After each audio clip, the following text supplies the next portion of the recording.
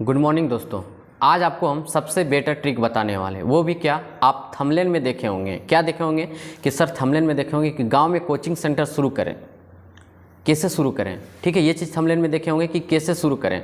और आपको इसमें एक चीज़ देखे होंगे कि बस 5 ट्रिक अपना लो और 1 महीने में 1000 प्लस स्टूडेंट रहेंगे आपके कोचिंग सेंटर में। सही बात बोले। आपको जो आज हम ट्रिक बताने वाले हैं वो ट्रिक यदि आप आजमा लीजिएगा तो जैसे आज मेरा संस्थान चल रहा है, आज मेरा कोचिंग सेंटर चल रहा है, उसी प्रकार से आपके पास भी स्टूडेंट रहेंगे। आपको हम कुछ ट्रिक बताएंगे, कुछ रूल बताएंगे, किस तरीका से आपको लेके चलना है कोचिंग। वो चीज़ आप यदि फॉलो कर लेते हो, वो चीज़ रूल लागू कर लेते हो अपने आप में। अपने आप का बात करते, कोचिंग का बात नहीं करते, अपने आप में लागू करना पड़ेगा। क्योंकि आप हमेशा याद रखिएगा, कोई चीज़ भी आप करते हो, कोई चीज़ का भी बात करते हैं, आप ट्यूशन पढ़ा रहे हो, कहीं वर्क कर रहे हो, कहीं प्राइवेट टाइम जॉब कर रहे हो, तो आपको ईमानदारी से, सबसे पहले ईमानदारी से मेहनत करना पड़ेगा। आप यदि ईमानदारी से मेहनत करने के लिए मतलब क्या चीज़ बोलते हैं, एग्री हैं, राजी हैं, तब ये वीडियो देखिए और अपने आप को सक्सेस करना है। मात्र वो भी 1 से 1.5 महीना में आप सक्सेस कर जाइएगा। और आपका अर्निंग जो होगा, कोचिंग से जो इनकम होता है वो अच्छा खासा होता है। सर आप कुछ ना कुछ जरूर कर लोगे। आज उतना बेटर नहीं बोल सकते, लेकिन आज आप लोग सब हमको जानते होंगे कि आज कहाँ से कहाँ पे पहुँच गए हम, सिर्फ अपना मेहनत के बदौलत से। तो जो मेहनत हम किए आज वो आप लोग के पास शेयर करने वाले हैं कि किस प्रकार से हम किए। आप वीडियो स्किप मत कीजिएगा, अंत तक जाइएगा। और बताने से पहले यदि आप मेरा चैनल में नया होंगे तो चैनल को थोड़ा सब्सक्राइब कर दीजिएगा, लाइक कर दीजिएगा और बेल आइकन को थोड़ा प्रेस कर दीजिएगा और अपने फ्रेंड सर्कल में शेयर कर दीजिए, ताकि हम कोचिंग से रिलेटेड इसी प्रकार से और नई नई जानकारी आपको देते रहेंगे। ठीक है, तो सबसे पहले आप यदि अपने आप में ठाने हैं, जैसे एक चीज़ आपको बता देना चाहते, क्या बता देना चाहते वो चीज़ जानिए कि 2015-16 में जितने भी हम लोग के बैचमेंट के थे, ग्रेजुएशन वगैरह सब कंप्लीट कर लिए, बीएड कोई कर लिया, कोई एमएससी कर लिया, सब लगभग लड़का लोग को देखिएगा डिफेंस लाइन छोड़ के जितने भी स्टूडेंट लोग थे, जितने भी हम लोग के बैचमेंट थे, लगभग सब बेरोजगार हैं। बेरोजगार हैं यानी कि कुछ सेक्टर में काम कर रहे हैं, प्राइवेट जॉब कर रहे हैं, सक्सेस नहीं करने सके। उसका अभाव क्या रहा, गवर्नमेंट जॉब। हम ये नहीं बोलते कि सरकार हमारे खराब है, हमारे सरकार तो बहुत ही अच्छे हैं, आज हमारे देश को बहुत ज़्यादा मजबूत कर दिए हैं, लेकिन कहीं ना कहीं कुछ तो कमी है। आप एक चीज़ देखिएगा कि हम लोग के रोजगार के प्रति, वैकेंसी के प्रति बहुत ही कम ध्यान दिया जा रहा है। और उसके लिए आपको एक ही चीज़ बोल दिया गया है कि आत्मनिर्भर बनिए, आत्मनिर्भर बनिए। चलिए आज आपको हम आत्मनिर्भर बनने का तरीका बता रहे हैं। यदि आप कोचिंग सेंटर खोलना चाह रहे हैं तो वो भी कहाँ, आप हेडिंग में देखे होंगे, आप थंबनेल में देखे होंगे, गांव का बात करते हैं। हम लोग गांव से बिलोंग करते हैं और गांव में कोचिंग सेंटर चलाते हैं। तो गांव में कोचिंग सेंटर चलाने का जितने भी तरीका आपको बताएंगे सब बेहतर तरीका बताएंगे। और वो रूल यदि ऐसे ही आप अपना लेते हो तो आप पक्का सक्सेस कर जाओगे। 1 महीने में इतने स्टूडेंट आएंगे कि आप संभालने नहीं सकोगे। आप मेरा जानते होंगे, हम जब अपना क्षेत्र बड़ाकर क्षेत्र में, धनबाद टुंडी आता है हम लोग का थाना, उसके बाद उसी के अंदर आ जाते हैं सर, बड़ाकर क्षेत्र आ जाता है, तो वहाँ का बात करते हैं। जब हम कोचिंग खोले थे 2016 या 17 में इसी तरह खोले थे, ग्रेजुएशन कंप्लीट करके हजारीबाग से आए, उसके बाद धनबाद में 1 साल 1.5 साल का कंपटीशन का तैयारी किए। उसके बाद जब जॉब वॉब नहीं लगने लगा, फिर फैमिली का प्रॉब्लम होने लगा, क्योंकि बड़ा बेटा थे, पापा होमगार्ड में थे, तो हम कोचिंग खोलने का सोचे। तो हम पहले कोचिंग खोलने का धनबाद में सोचे थे कि धनबाद में कोचिंग खोलेंगे, लेकिन फिर मेरे अपने आप में मन में आया कि यदि कोचिंग ही खोलना है, शिक्षा ही देना है, शिक्षा ही बांटना है, तो क्यों ना हम अपने गांव में खोलें और अपने इलाका के, अपने एरिया के बच्चा लोग को शिक्षित करें। आज बहुत अच्छा रिजल्ट देते हैं। रिजल्ट किस प्रकार देते हैं उसका भी वीडियो बना चुके थे। आज आपको हम ट्रिक बताने वाले हैं, कौन सा तरीका आप अपनाओगे कि कोचिंग में मतलब सक्सेस कर जाओगे कोचिंग सेंटर में।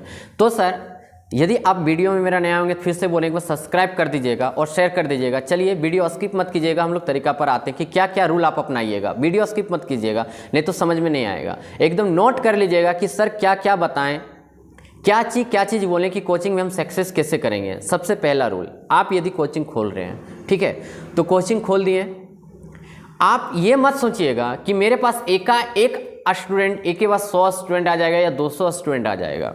आपके पास सिर्फ 2 से 3 स्टूडेंट आएंगे, वो भी कहाँ के रहेंगे, अपने घर के रहेंगे। ठीक है, आप इस जगह पे कोचिंग खोलिए जहाँ पे हर एरिया से, मान लीजिए एक मिड पॉइंट बनाइए कि आप कोचिंग जहाँ पे खोल रहे हैं वहाँ से सब एरिया से, सब गांव से आपके पास बच्चा जैसे आ सके।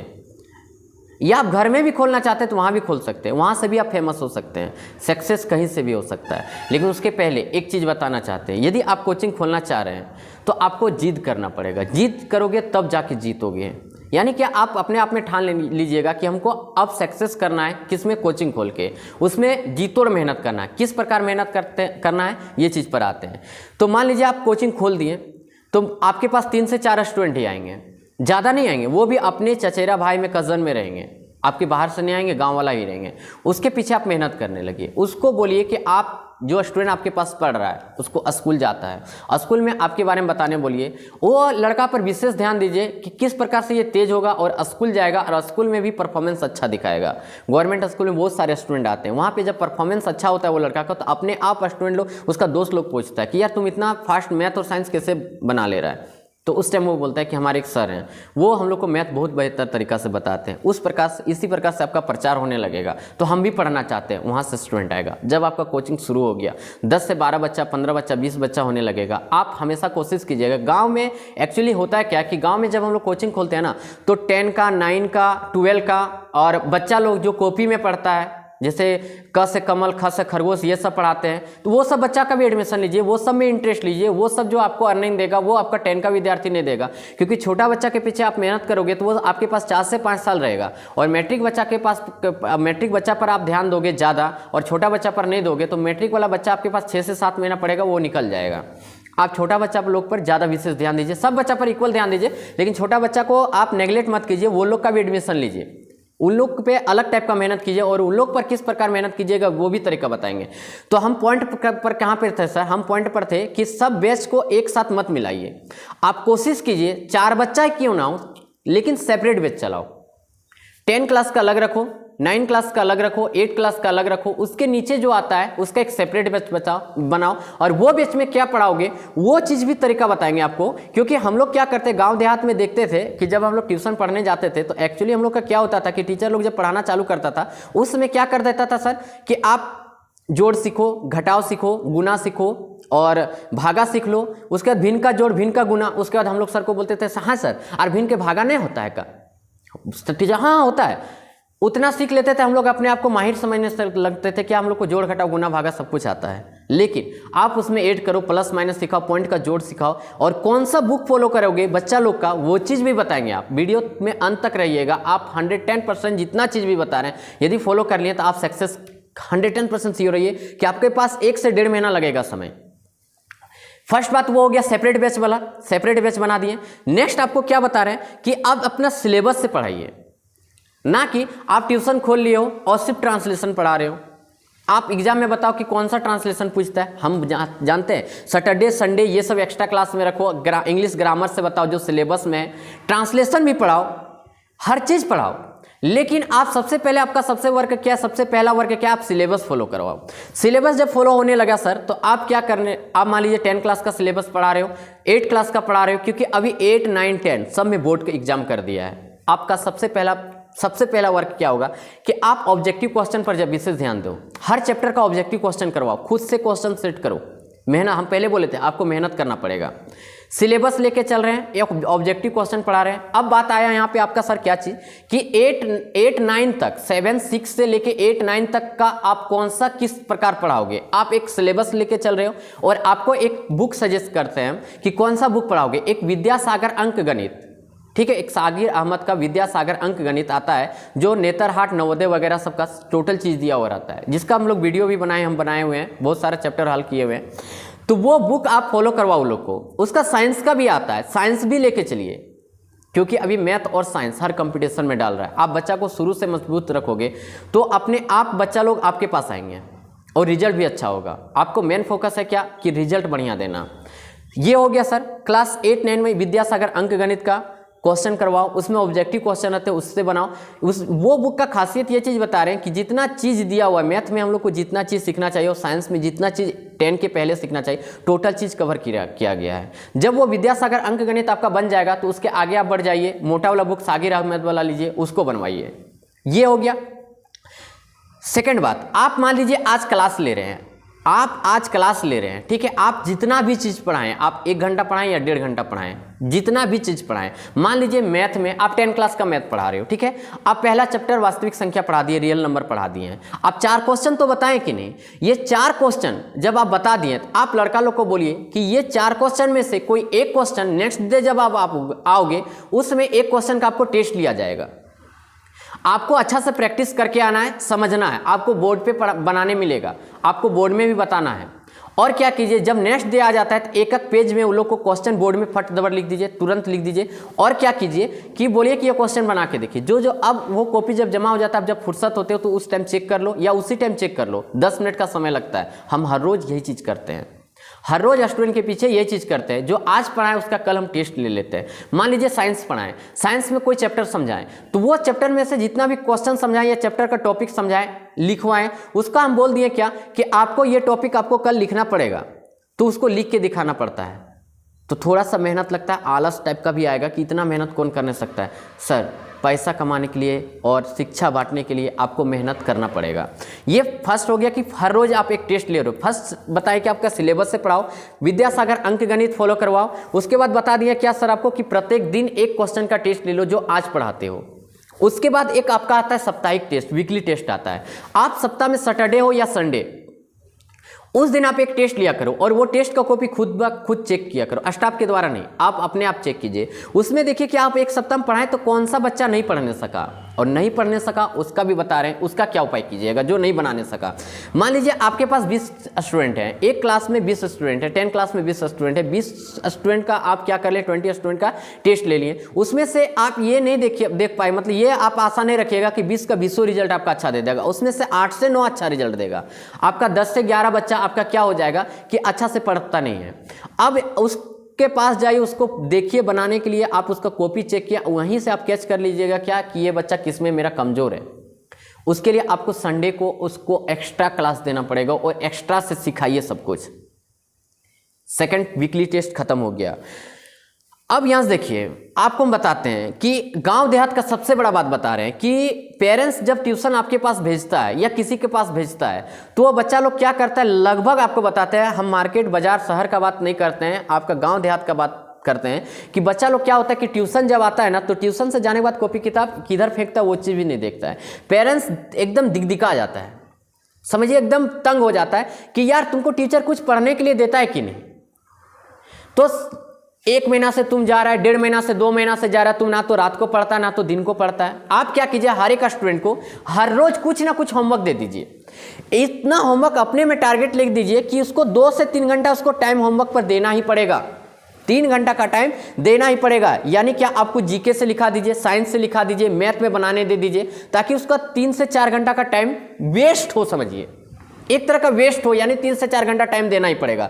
मान लीजिए कोई स्टूडेंट आपका होमवर्क कंप्लीट करके नहीं आता है तो उसका पेरेंट्स से आप बात कीजिए कि आपका बच्चा सही से पढ़ नहीं रहा है। उसमें पेरेंट्स लोग इंप्रेस होता है। कैसे इंप्रेस होता है कि नहीं, चलो मेरा बच्चा पर ध्यान दिए हुए हैं। आप बोलिए कि देखिए, आप अपना बच्चा का कॉपी चेक करके कि क्या उसमें होमवर्क नहीं मिला हुआ है, आपका बच्चा होमवर्क कंप्लीट करके नहीं आता है, तो वो बच्चा क्या होगा 3 से 4, और थोड़ा डांट डपट कीजिए थोड़ा सा। हम तो जानते हैं कि बच्चा को आप पीट नहीं सकते, जहाँ तक होगा उसको समझा सकते हैं, लेकिन थोड़ा सा आपको स्ट्रिक्ट रहना पड़ेगा, टाइट रहना पड़ेगा। एक डर बना के रखना पड़ेगा कि बच्चा लोग में यदि ये डर बन जाएगा कि यदि होमवर्क कंप्लीट नहीं करके जाते तो सर डांटेंगे या 1-2 डंडा पीट भी सकते हैं। एक डर बना के रखिए, तो उससे क्या होगा कि बच्चा अपने आप घर में पढ़ने लगेगा। पेरेंट्स इंप्रेस हो जाता है कि मेरा बच्चा पढ़ता है घर में, वो टीचर अच्छा पढ़ा रहा है। ये भी चीज कंप्लीट हो गया कि हर रोज आप होमवर्क दीजिएगा। बीच बीच में आप क्या कीजिए, पेरेंट्स से बात करते रहिए। जब आप टेस्ट लेते हैं तो टेस्ट जब कॉपी रिजल्ट दे देते हैं तो उसमें बोलिए कि पेरेंट्स का साइन करवा के लाइए। उसमें गांव देहात में ये सब रूल अपनाने से ना बहुत ज़्यादा इंप्रेस होता है पेरेंट्स। यही रूल अपना के आज हम सक्सेस किए हैं। ये हो गया आपका। संडे को आप क्या कीजिए, जितने भी वीक स्टूडेंट थे उनको 3 घंटा का क्लास दीजिए, और जब एग्जाम आ जाता है कोई 9 का 10 का, उन लोग का एक्स्ट्रा क्लास देने लगिए। एक बेस पढ़ाते थे उसको और एक बेस बढ़ा दीजिए, 1 घंटा और बढ़ा दीजिए। दूसरा टाइम बुला लीजिए, संडे को 3 से 4 घंटा बैठा के पढ़ाइए। पेरेंट्स लोग सोचता है, स्टूडेंट लोग भी सोचता है रिजल्ट भी अच्छा होगा कि देखो टीचर वही फी ले रहा है जो 300-400 रुपया महीना लेता है, वही फी ले रहा है लेकिन एक्स्ट्रा पढ़ा रहा है। क्योंकि गांव देहात के जितने भी टीचर रहते हैं आधा 1 घंटा से ज़्यादा टाइम नहीं देते हैं। ये भी आपका कंप्लीट हो गया संडे को टेस्ट। हमेशा क्लास जब आप कोचिंग स्टार्ट करोगे हमेशा याद रखिएगा कि क्लास टाइम पर आने का कोशिश कीजिए। 4 बजे से बैच चलता है, आप 3:45 बजे ही क्लास पे प्रेजेंट रहिए, टाइम पर छोड़िए। ये टाइम से आना आपका कंप्लीट हो गया। उसके बाद आप क्लास में हमेशा रेगुलर रहिएगा। गांव देहात का क्या होता है कि आप सप्ताह में 1 से 2 दिन अब्सेंट कर देते हो ना, पेरेंट्स लोग बोलेंगे क्या कि पैसा मांगने के टाइम मास्टर एकदम जिद कर देता है और लगभग अब्सेंट करता है।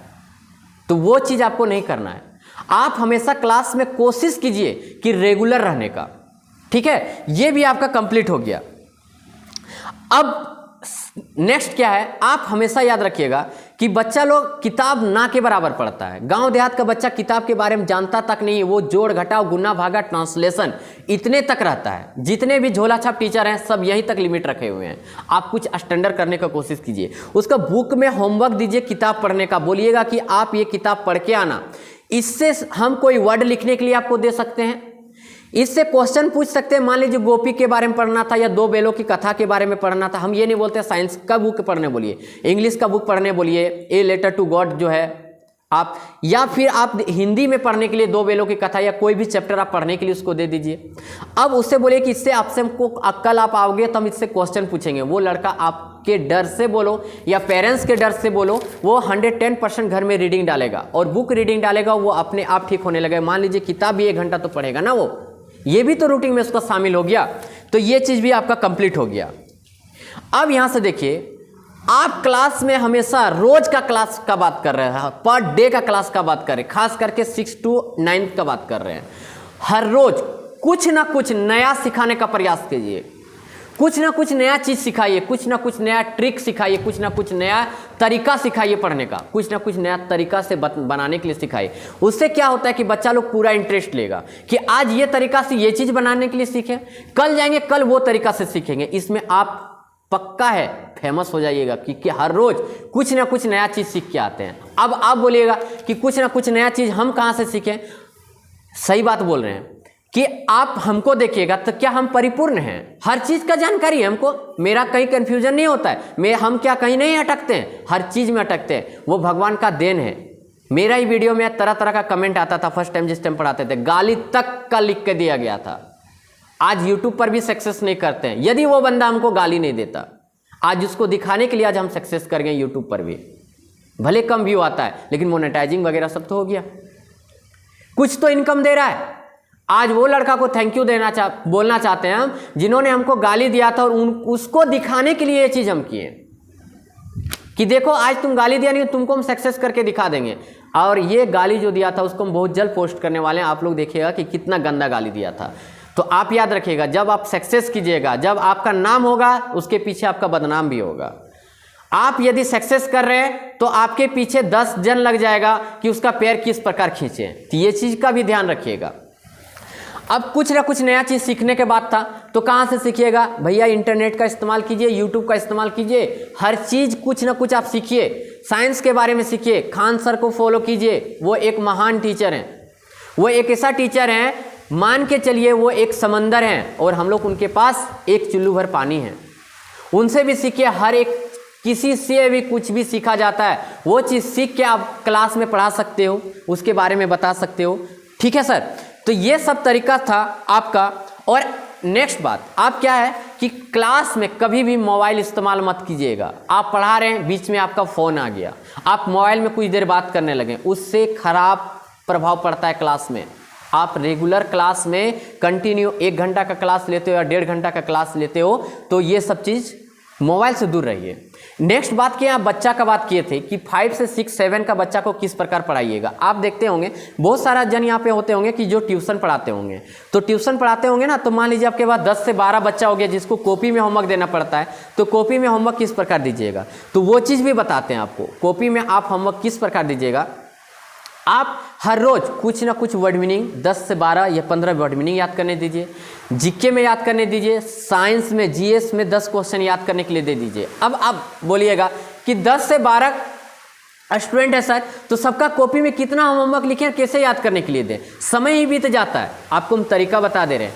आपके पास जितने भी स्टूडेंट रहेंगे, ठीक है, तो उनमें से कोशिश कीजिएगा क्या कि सबके पास से एक्स्ट्रा कॉपी, मान लीजिए 3 कॉपी रखे हुए हैं तो 3 कॉपी और जमा ले लीजिए, वो कॉपी आप अपने पास रख लीजिएगा। रात को जब आप फुर्सत हो जाते हैं तो उसमें आप अलग से होमवर्क दे के रख दीजिए। जब बच्चा सुबह पढ़ने आता है तो आप उसको पढ़ा लिए, उसके बाद उसका कॉपी आप चेंज कर दीजिए। जो होमवर्क दे के रखे थे, मैथ में भी होमवर्क दे के रखिए, जीके जीएस में भी दे के रखिए, इंग्लिश में भी रखिए दे के, राइटिंग डेली 2 पेज लिखने के लिए दीजिए, इंग्लिश में भी लिखने के लिए दीजिए, और वो कॉपी को आप बदल दीजिए।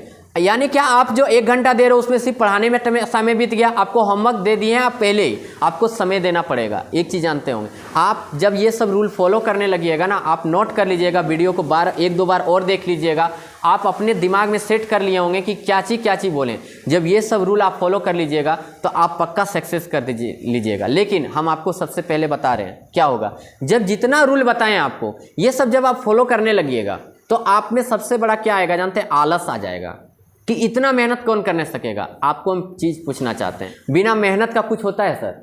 बिना मेहनत का कुछ होता है? आपको दिन रात मेहनत करना पड़ेगा, तब जाके सक्सेस कीजिएगा। दिन को दिन नहीं बोलना पड़ेगा, रात को रात नहीं बोलना पड़ेगा।